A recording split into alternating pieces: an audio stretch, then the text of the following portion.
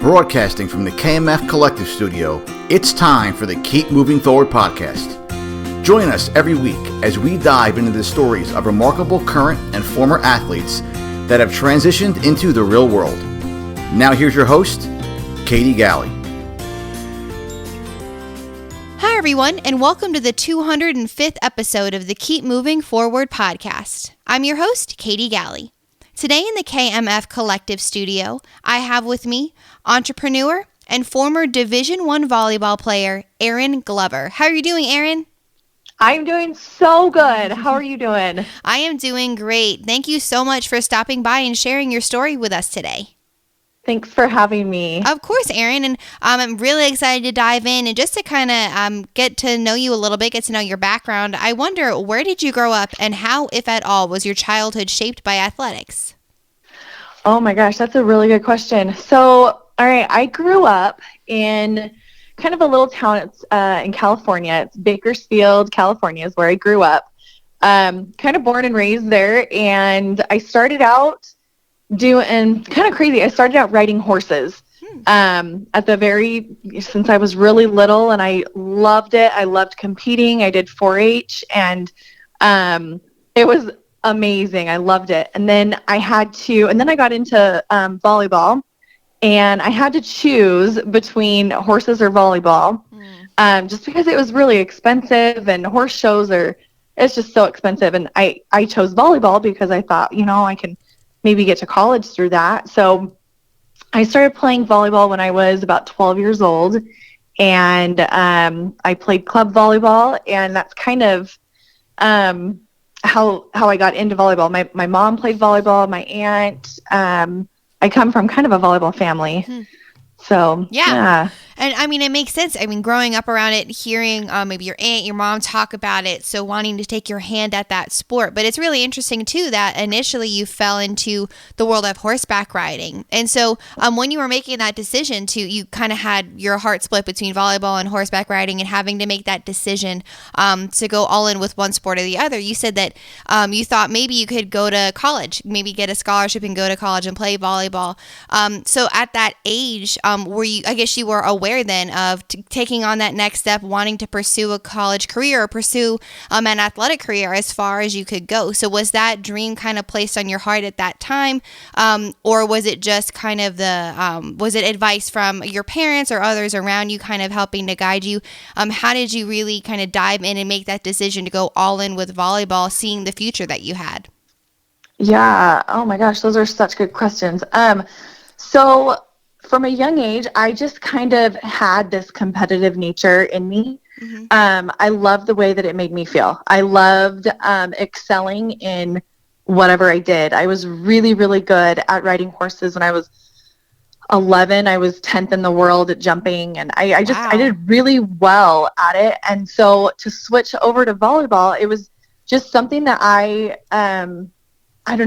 was just really interested in it. And my aunt and my mom, my aunt coached ran a club in Northern California, and it was kind of always just there. But the older I got and the more experience I got with volleyball, it was an outlet for me. So I know you asked earlier about kind of like my childhood and everything. And, yeah. So I did not grow up in just a traditional home. I come from a step family, and it was really rough. It was definitely not something that I would encourage anybody to do or to go through if they're thinking about divorce, because step families are really, really tough. And I went through a lot. I went through abuse. I went through and all forms of abuse. And then when I got into like junior high and high school, I realized that I was actually pretty good, and I needed a ticket to get out of my hometown. I needed to get out, and it was basically my, let's see if I can say this right. It was my ticket to stay on track, to graduate high school, and to get the heck out of Dodge. Yeah. I didn't know. Looking back, I don't know if I would have graduated high school. just because I very easily could have gotten in with the wrong crowd. And I just am so grateful that because athletics just saved my life 100%. Man, that's an incredible perspective to have. So it's not even like, I mean, you of course made the decision to switch to volleyball, but it was more so, okay, I see this path that I need to take. If I want to progress my life forward, I have to do everything I can to put myself on that right path. And like you just said, athletics saved you. It has saved you. It allowed that to happen. Of course, you had to put in the work, and you had to work on the skills that you had, and walk through those doors that were open to you. But it was because you did that athletics allowed you to continue down that path. Yeah. And you know, what's funny about that is, I grew really fast. So I was 5'7" by the time I was in 7th grade. Wow. So I was really tall 7th grader. And so the position I played was middle blocker. And I was really good at it, but I didn't grow. I'm still 5'7". I didn't grow. So I had to work, and that's the position I played. So I had to work really, really hard in order to play. So when I played club volleyball and high school volleyball, I still played middle blocker. So I'm a 5'7" middle, and I had to learn to jump. And so I had to do a lot of extra things that other people didn't have to do. I wasn't born with height. You know, I did track and field. I was a jumper. So I did that on my off season. And I remember my junior summer going into my senior year, I was out at the track every morning running because I was the smallest girl, and I had to be better than the girls who were 6 feet. You know, I wasn't blessed with that height. So I knew my driving force was to get out of my town and to be on my own, but I knew I had to work hard. And that was just something that I've always, I had to do, you know? Yeah. That's incredible.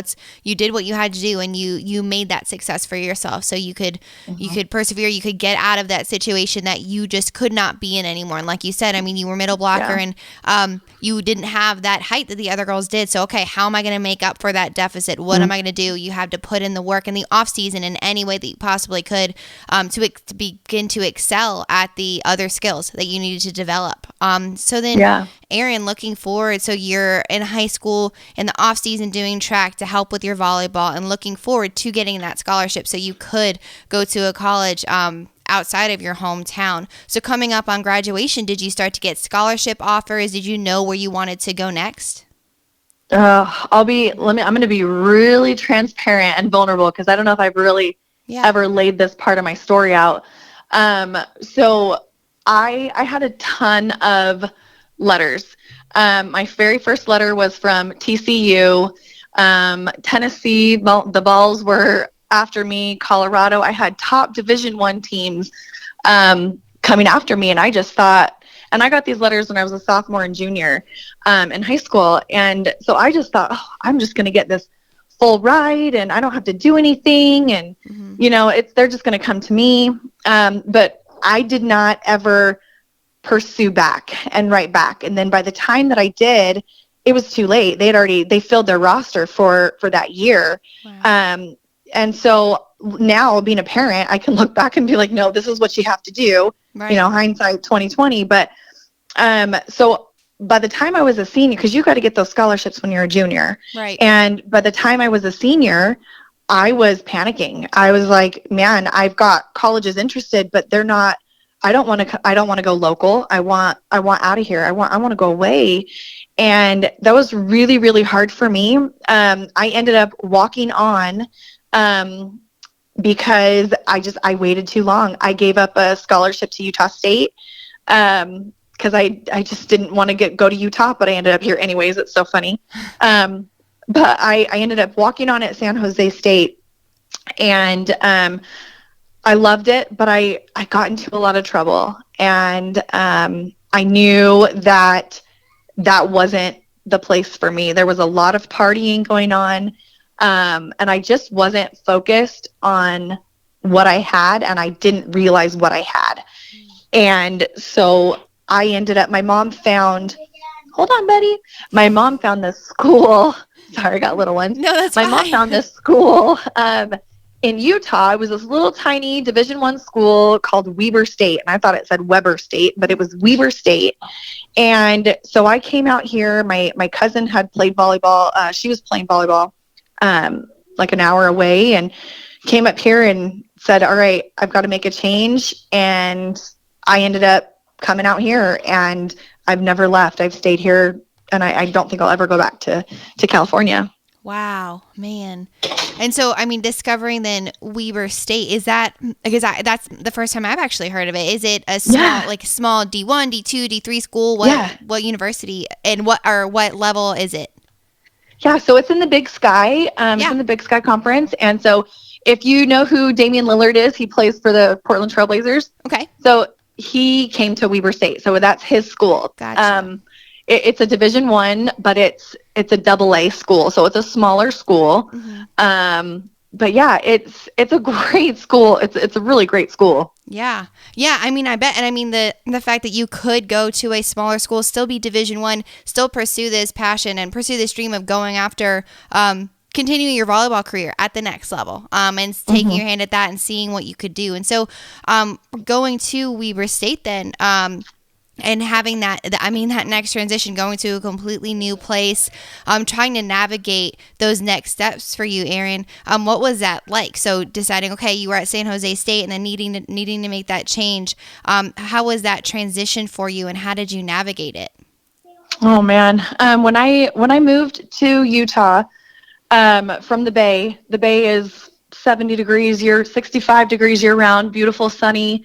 And I moved out here to Utah, Ogden, Utah in 2004, and it was the worst winter they'd had in years. Wow. And I just remember crying. I cried and cried and cried. There was the only thing that there was like a Walmart and a Target, and it was like 10 minutes, 15 minutes away. Oh. There was like nothing around. It was the snow was up to my waist, and I'm from the desert and was living in the Bay. And I just remember crying, and I was just didn't want to be here, but I knew that this was where I was supposed to be. And so it kind of just kept me going. But about a year later, I know it sounds crazy, but a year and a half later, I completely fell in love with it. But I fell in love with my major. I majored in athletic training, and I loved helping athletes. And because I was hurt growing up, and I always wanted to get back to playing, because I know what it feels like to be isolated from the team when you're injured.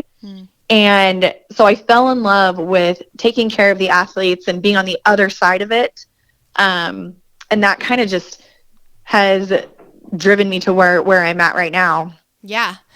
And I mean, that's really cool. So one, you found a place where you could pursue volleyball, and then two, finding this program that you really wanted to go all in with, having your own experiences in the athletic world of getting injured and wanting to help athletes on the other side, like the way you said it, wanting to get them back into training. So getting them through that difficult part to get them back to where they want to be. And so, Erin, I mean, looking through your college career, and then at the same time studying, being that student athlete, and then looking forward, how did you navigate one, being that student athlete, that finding that balance, and then two, coming up on graduation? Did you know that you wanted to go all in with athletic training and see how you could go take that as the next step, maybe working at the collegiate level? What did you see as your next steps as you were coming up on the completion of your college degree? Yeah, so I actually stopped playing volleyball. Okay. About a year and a half into my career at Weber State. I stopped playing volleyball, and I got on the fast track to graduate with athletic training. And I got really, really good with the doctors and the Weber State doctors and the athletic trainers. And I was really good at what I did. And so I did a lot of internship, and when I graduated, I got a job right away at the big hospital, right here across from Weber State. And through them, I got a job at the high school being the head athletic trainer, and then I coached volleyball. And so it kind of came full circle to be able to be a volleyball coach. I was a volleyball coach at the high school, and then I ended up coaching high school volleyball for 9-10 years and loved it. Wow. That is amazing. Being able to play the sport and then give back to that sport that had given you, given you that opportunity.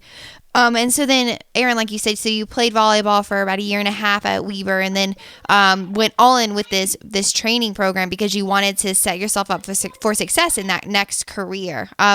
So then, looking at it, how challenging was it for you to hang up your shoes and stop playing volleyball, giving up your organized athletic career in pursuit of going into athletic training full time? I cried. That was really, really, really difficult, being an athlete your whole life and having your dream.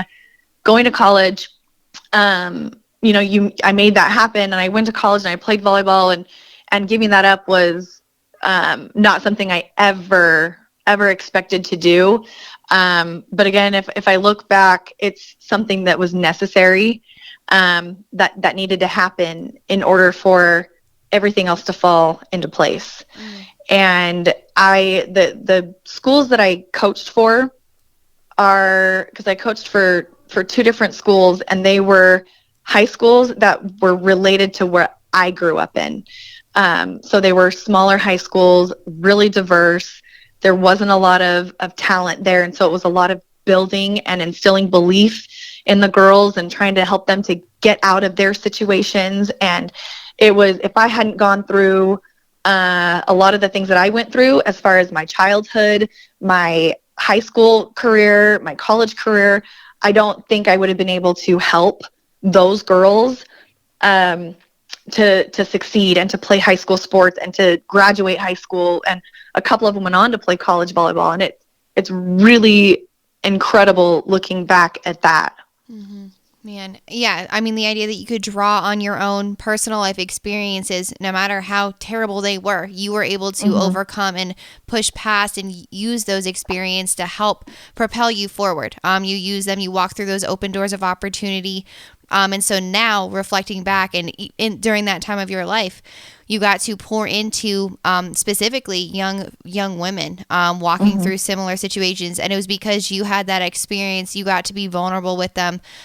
You had that shared life going on, and so that's really an amazing thing where you had just all the suck happen when you were younger, and there was a lot of bad things that happened, but a good that came out of it was that now you get to help people in those same situations.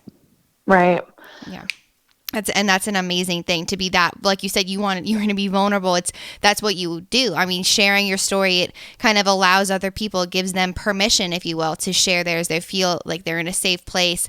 And with that shared experience, they can open up. And so, Erin, like you said, you had coached and then found your first athletic training job for being the head athletic trainer at the high school in your area for 9 to 10 years, which is an incredible career. And so diving in, and like you said, you were really saddened by the end of your volleyball career initially. So how challenging was it, or was it challenging at all to get into the sport or as a coach? So then being on the sidelines, coaching these athletes, though rewarding, was it challenging too to be on the sidelines, be on the other side of it all? It wasn't. I actually haven't stopped playing.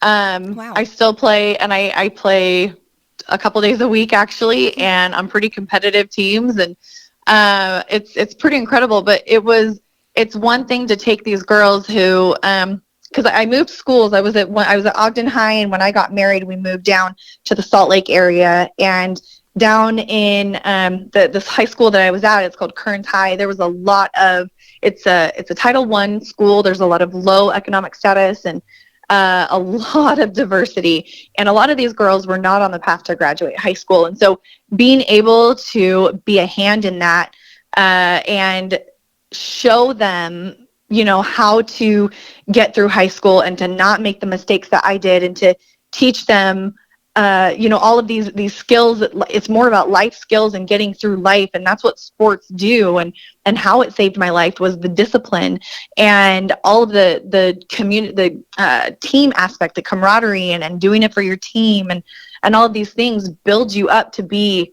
a good human and a good citizen to society.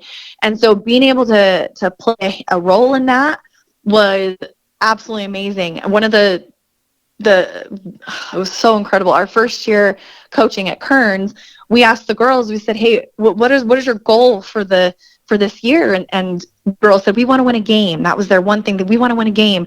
And me and my other coach, we looked at each other and we said, well, we want to go to state. Like, what are you talking about, one game? And we that first year we were one game away from state. And then the next year we ended up going to state, and we went to state for 3 or 4 years in a row while I was there. Wow. And it was incredible to see these girls light up. You know, it's like your kids. You watch them do these wonderful things, and you just get so excited for them. So it wasn't so much of a transition to coach. It was actually extremely fulfilling. And now that I play on a women's league, and I play in a co-ed league, and I just absolutely love it. Play all the time. And I mean, that's amazing. One, that you got to live out, help these girls achieve a dream that they never even thought they could get to. I mean, they had a smaller dream, but then you helped them to dream bigger and actually get them to that goal. And then for you too, to not only be able to coach, but then to continue to play. And that's the beauty of athletics. I mean, you never have to give up in any capacity. You can keep competing. It's just a matter of what you make it, you know? Absolutely. Yeah. And I love that about athletics. And it really doesn't matter what sport you're in. There's something you can do, you know, and it really doesn't matter. And I'm just so fortunate that I've learned about the volleyball community here and how I'm able to stay involved with it. And it's amazing. It's so amazing. Yeah. I mean, that really is so cool. I mean, and again, having those shared experiences, building up that community. And so, Erin, I mean, fast forward now, so you were coaching and have that head athletic trainer job, having those incredible opportunities come up because of your pursuit of going all in with the sport of volleyball, and then where it led you for 9 to 10 years. So then after that, leading into what you do now, being an entrepreneur, being able to go out on your own, how did you eventually get to this point? What was in the midst of when you, I guess, stopped, or maybe you didn't stop coaching? I mean, just how did you go from being a coach and athletic trainer to where you are now? Oh man. Oh, that's a big story. So I'll give you a little bit of background on me. When I was in college at San Jose State, one of the reasons I knew I needed to leave, I was in a really toxic relationship. I was mentally abused, and it was really, really bad. So I developed an eating disorder. I developed anorexia, and you could definitely tell it was not okay to be playing sports like that. In fact, when I got up to Weber State, I had to sit out until I was anemic, and they made me sit until I got my iron levels back up. And so I developed this eating disorder and body dysmorphia, and just my mentality was so shook by this toxic relationship. And it was really, really, really difficult to get out. And so when I moved up here to Utah, I just I cut ties and I tried to start fresh. But once you have an eating disorder, it's a mental health issue. And it doesn't really go away. You have to fight every single day to be on track. And so I married a wonderful man. We have 4 beautiful children. But when I was a teacher, I taught junior high health. And so I had my 3rd baby, and my first 2, when I would lose baby weight, I would kind of starve myself and go back to, well, I can, not eat and lose weight. And people told me I looked good. And so I was like, great, this is working. But when I had my 3rd baby, I decided, I don't want to mess this up. I want lasting results. I want to lose weight the right way. I have a daughter. I don't want her to, have these skews, in her head and her body image. And so I found, I found this opportunity. One of the girls I played volleyball with showed a picture of her abs online. And I was like, what the heck? She's got abs. Like, she had 2 kids. And so I reached out and like, what the heck are you doing? And so I jumped right in and I started this at-home fitness program. And I never in a million years, because I'm an athlete and thought you had to go to the gym and you have to do all these things, that I could do this at home. I was like, I'll never, whatever. And I ended up losing 30 pounds in just a couple months. And my husband lost 60 pounds. He's a college football player. He's a center. And so he's a big dude. He's like 6'6", and he's huge. And he lost 60 pounds. And I was like, this is incredible. You got 2 athletes here that are doing this from home. there's got to be something to this. And so my love, I've learned how to reshape the way that I look at food. I've learned to appreciate my body and have gratitude for all that we're able to do. And I when I let's see, 2015, I lost my dad. My dad was obese and overweight, and lost him pretty suddenly in the middle of I also did bikini competing. So in one of my shows, it was actually peak week, and my dad passed away. And that's when I went into a really deep, dark depression and just kept doing shows because that's all I knew, how to focus on me. But once I kind of came out of that, I realized I needed to help other people get out of this stuff. I need to help other people learn to appreciate their body. I need to help other people be there for their kids, be there for the long run, and not just, a 20 pound and then go back to it. I needed to teach people how to live a more fulfilling life. Yeah. And so that's where I do online fitness and health coaching, because that's what saved my adult life. Sports saved my young life, and then coming back to it, it's still working out and fitness and all of that saved my adult life. Man, that's an incredible journey. I mean, one, it focuses on the struggles you face. If you're a former athlete and you have all this structure in your life, and then all of a sudden you have to figure out how to maintain that structure yourself, and then enter in any struggles that you've had, like bringing in your body dysmorphia and being anorexic, struggling with eating disorders. I mean, that's a huge obstacle to overcome, and it's something, like you said, you struggle with your whole life. And so it's entering in all these different things that impact you, and then how do you take back that control? How do you figure out how to reintroduce that structure? And so you were seeking that, and so it's amazing that you found that, like you said, in a way that you never envisioned. You're an athlete your whole life. You thought you had to go to a gym, have all this structure, but in fact, you could actually change your life from the comfort of your own home. It's just a matter of introducing that discipline. And so, Erin, is this online coaching and online fitness, is this something, are you a coach underneath the auspice of an existing company, or did you create your own online presence? How did you start to develop this presence online? Yeah, so I am partnered with Beachbody, so I am actually a Beachbody coach. Yeah. And it's absolutely again something that I never thought would be anything. I just wanted to lose my baby weight. But it's a way that I have been able to form relationships with people. I've met some of my best friends. I've been able to go on trips.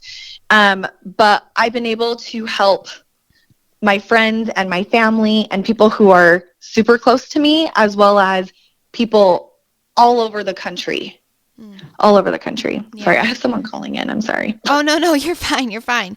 That's that really is really cool, because I mean, it speaks to, like you said, being able to build this community of people and being able to connect with people all over the country. I mean, that's a unique thing. I mean, social media, it can be viewed as a negative thing. Sometimes it is, but truly, like with what you're doing with Beachbody and putting this positive image out there, but this real, like what it is to in reality, to strive for fitness, being a mom, being a normal person, not even a professional athlete or any kind of high level athlete. It's how you're perceiving and how you're pursuing success. And so it's putting out there that authentic self, and genuinely you can build community from that. It's really such an incredible thing.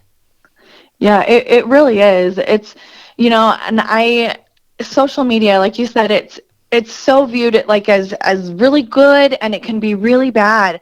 But the beautiful thing is that, like with my business and how I run my business, is I share everything. I don't wear makeup all the time. I share my crazy kids. I talk about, my struggles within my marriage. I talk about how, I had an eating disorder and how hard it is. And so I think it's just kind of how you decide to use your social media. And for me, I look at social media as just a way to connect with so many incredible humans that also need that connection. Yeah, I love the way you put that. It's so true. It's And it's how you decide to use it, how you decide to put yourself out there. And then it's that putting that kind of your authentic self out there attracts those kinds of people back too. And so, Right. Erin, existing as this online business, so how you really just completely changed your life, being able to lose 30 pounds, your husband losing 60, and then in a healthy way, and then now perpetuating, continuing this healthy lifestyle and helping others.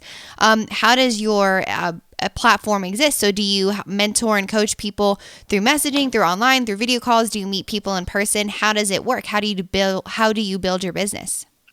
Yeah. So when I first started, Instagram was really new and my account was private because I was a teacher and I worked at that point, I worked in a pretty conservative school and I didn't want to get fired I was a bikini competitor and I didn't want, students or parents or anybody, it's weird. I'm weird like that. I didn't want anybody looking at that. Right. And so I started about 200 followers and I think now I'm at 16,000, but it just grows and I do everything. So I work my business on Facebook, on Instagram.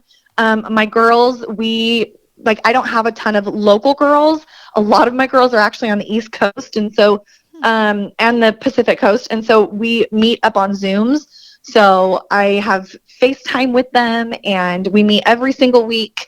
We have a message thread where I'm talking to them constantly. I run online groups, one on Facebook and one through a private app where we just share. Like right now we're doing teams and we hold each other accountable because being an athlete, I know that a team holds you accountable. Like you can give up on yourself, right? But when you have to count on other people count on you, you're less likely to give up. And that's what coaching has done for me. Like I've given up on myself, but because I know that there are hundreds of other people counting on me to show up, I can't let them down.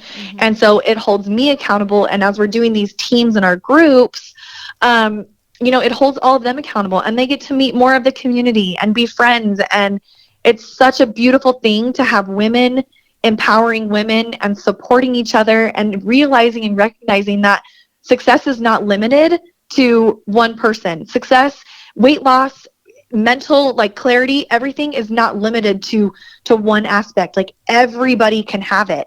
And I think that's the beauty of what I try to cultivate in my groups, is just, you can succeed and so can someone else. And everybody's going to cheer everybody on and hold each other accountable. And we're going to have fun while doing it. I love that. It's, you're right. Creating that accountability, it's super easy to give up on yourself, but when you need to tell someone how you did, or you're waiting to hear from them how they did that day in a workout, right. It creates that camaraderie in that community. And I love what you said. Success is not limited to that one person or aspect. It's available to everybody. It's just a matter of how you define it and how you get after it every day. And so, Erin, right. Like you said, from the time you started Instagram, and now growing this platform to where you are today, where do you see your online coaching business growing to? What aspirations do you have for it? Oh man, I have really big dreams. Yeah. I have huge dreams. I've never played small. I'm little, but I've never played small. I've always dreamt really big, and I know I've always felt that something is just waiting for me, that whatever the universe has in store for me, I've gone through all of this and it's for something big. And so our team, we are really striving to be one of the top coaches, top teams in the company. And it's growing exponentially. And the girls are they're really some of my best friends. And you want to do business with people who you like. And I really just, absolutely, oh, man, if you could see my goals and my dreams, it's taking my family, it's making sure that I support my family and that we create experiences and memories instead of just having lots of things, and helping to reach as many lives as possible. Like my goal is to reach thousands of people and to help people understand their worth and just to be grateful for the body that they have and to create that positive body image, and to love your body through every phase, because, postpartum, you can definitely hate your body, but if you're grateful for what it went through, you'll have a different appreciation for it, and so loving your body through every phase, it's not easy, but there's so many different people in my groups that I love that we can all relate to someone and just keep moving forward to help as many people as we can. Mm-hmm. Man, I love that, and I love the keep moving forward plug. That's great. Yeah, it's perfect. You're right. It's the amount of people that you can help. It's who you can touch, and I mean, like you said, it's all about perspective too. I mean, It's appreciating how far you've come. It's not looking back and regretting or looking back and thinking, man, I wish I was still there. Or I wish I was further removed. No, it's appreciating where you started, where you are now, because you're further removed from that person. You've grown, you've made progress, and so that's what it's all about. I love that perspective. Yeah, it really is. It's just, but you've got to have that gratitude. Yeah. And once you shift your mind from, oh, poor me, to what am I grateful for today? Mm-hmm. And how can this serve me? Because we all go through struggles and trials. I don't think there's anybody who hasn't had some sort of I've just had a million of them, and it shapes who I am, mm-hmm. And where I'm going. Absolutely. I love that, Erin. And I mean, reflecting back, you truly have had such an incredible life, career, overcoming so many obstacles, just never giving up, constantly persevering, and then looking forward, knowing that you are, of course, going to achieve those lofty goals that you have and getting after those aspirations, you guys being the best coaches and achieving all of these dreams that you have, knowing that that's still going to happen. Mm-hmm. I just have one final question, Erin, that I ask all of my interviewees. What do you want to be remembered for? Oh, man. I actually think about this a lot.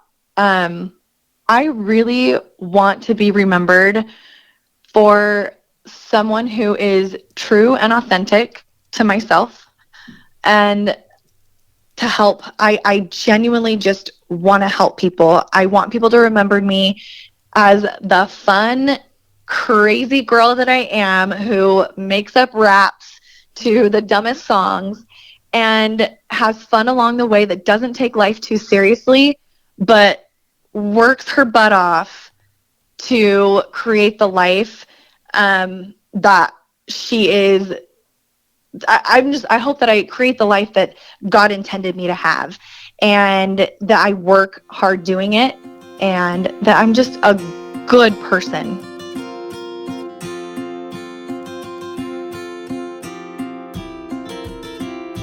Thank you all for tuning in. I hope you enjoyed today's episode. To learn more about our guest, check out the show notes at keepmovingforward.us. While you're there, go ahead and subscribe to our newsletter to stay up to date on all things coming out of the KMF Collective Studio. Always remember, you can beat the odds and go the distance if only you keep moving forward.